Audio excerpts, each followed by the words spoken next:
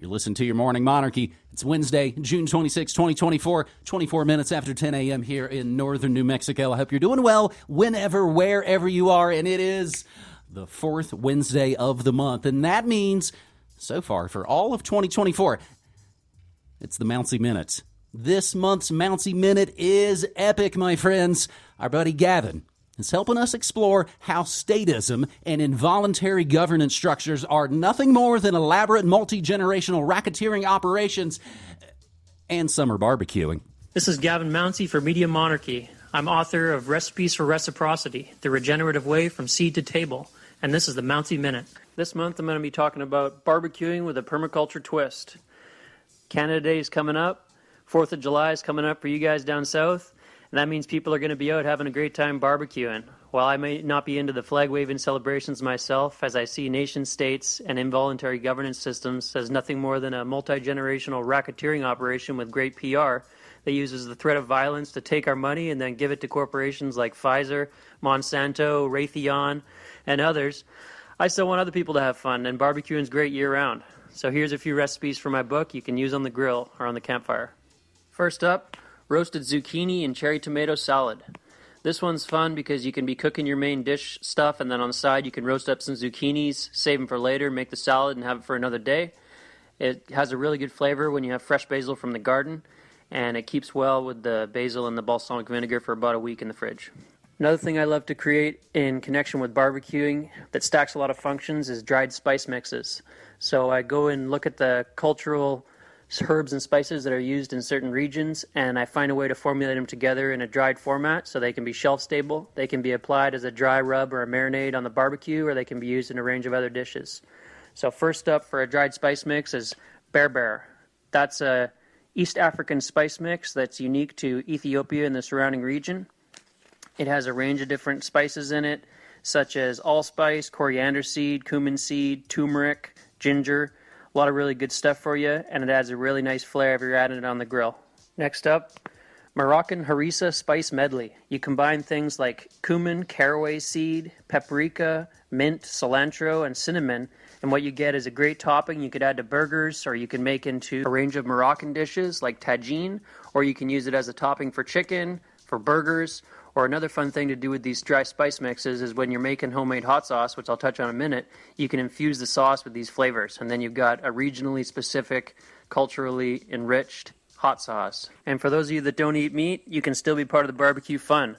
I'm not into that fake meat, lab-grown junk myself, so I make stuff from scratch when I'm barbecuing on the grill for plant-based foods. One of the recipes I have in my book that fits the bill is black bean burgers. So you can mush up a bunch of black beans, you add some onions, you add an egg, you add some chili powder, cumin, your favorite hot sauce, breadcrumbs, and then you can do some fun specific things like add some cilantro, sweet potatoes, and maybe some of that Moroccan spice medley, and you got yourself a nice bean burger you can roast up. I'll post my full recipe for bean burgers on my Substack in the next week or so for those interested in getting all the details. And last but not least, fire-roasted hot sauce. That's one of my favorite ways to commemorate a fun night around the campfire or on the grill, is to get some peppers from the garden or from your local farm, roast them up, roast them with some onions, some tomatoes, throw it in a pot with a splash of bourbon, some molasses, maybe some fruit like peaches. Grind it up, and you got yourself a hot sauce to remember the night and carry the heat of the summer into the colder months ahead. And another fun variation of that is you can roast up your peppers on the grill, and then you can ferment them after, so you're infusing that probiotic action into the sauce. I recently shared the full recipe for fire-roasted fermented hot sauce on my Substack. And now for the permaculture twist. If you're barbecuing using natural wood, if you're having a hardwood campfire, you can take the ashes after and you can use them to enrich the soil. Hardwood ash is great added in moderation when you're planting a tree or annual plants. It does shift the alkalinity a little bit towards the alkaline side, so you don't want to add a whole bunch if you're planting acid-loving stuff. But you can see in nature after a forest fire how verdant and green it is. That's because all the minerals from those plants have been accumulated down into that little bit of ash. So you're really feeding the next generation of plants. Fire in nature is kind of like germs from Louis Pasteur's propaganda. It's kind of been demonized by our modern culture.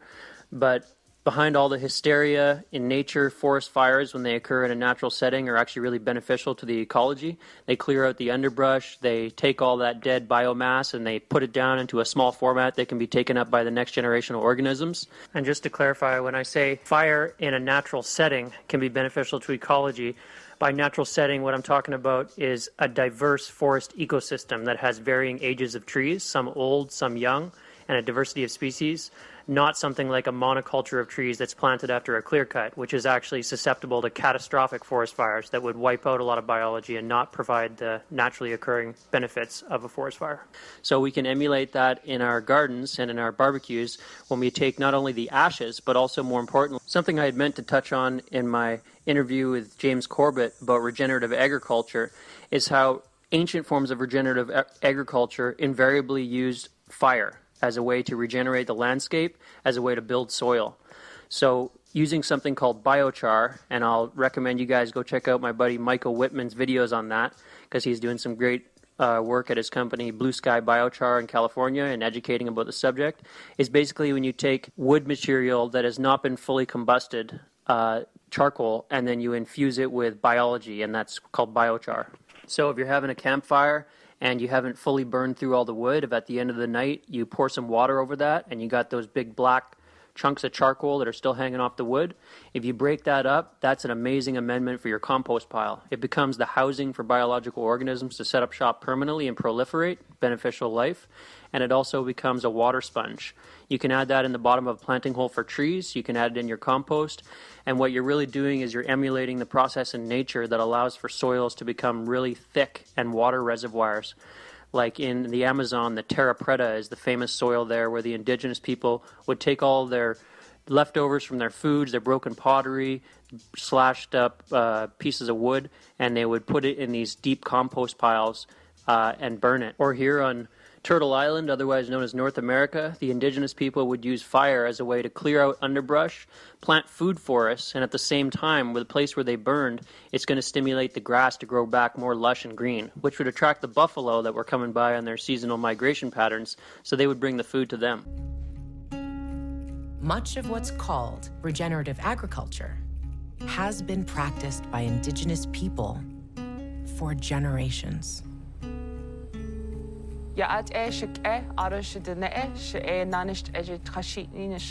Greetings, my kin and my people. I'm from the Black Charcoal Streak Division of the Red Running Into Water clan of the Diné Nation. We are also incorrectly known as Navajo. Prior to Columbus's arrival, many different nations had mastered different ways of cultivating entire ecosystems. We didn't plant gardens, we planted forests, as evidenced by fossilized pollen records. And we worked on land systems collectively. It was not intended to feed humans alone, although it did feed us plentifully. A lot of people say that we followed the buffalo. But there's increasing evidence that the buffalo followed our fire.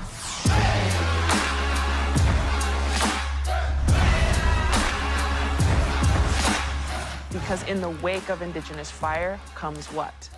Nutrient-dense grasslands.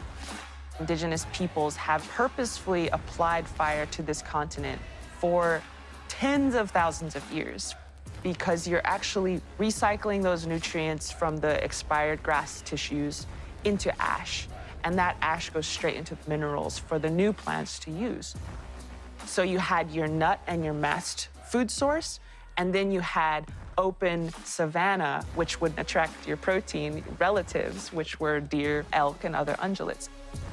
A lot of indigenous regenerative praxis is about creating a home for your food so that your food comes to you.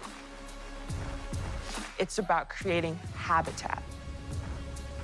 We should ensure that the original peoples of this land have a land base to do their practices. And so to me, regeneration, it's about healing history. Well, I hope you guys enjoy those recipes, and I hope you'll give a try adding some ash to your soil and making some biochar to add to your compost and your plantings. I find it really helps with drought tolerance, and it really just results in a more vigorous, healthy plant that's going to produce some amazing food or medicine. Well, that's it for me this month, guys. Happy barbecuing.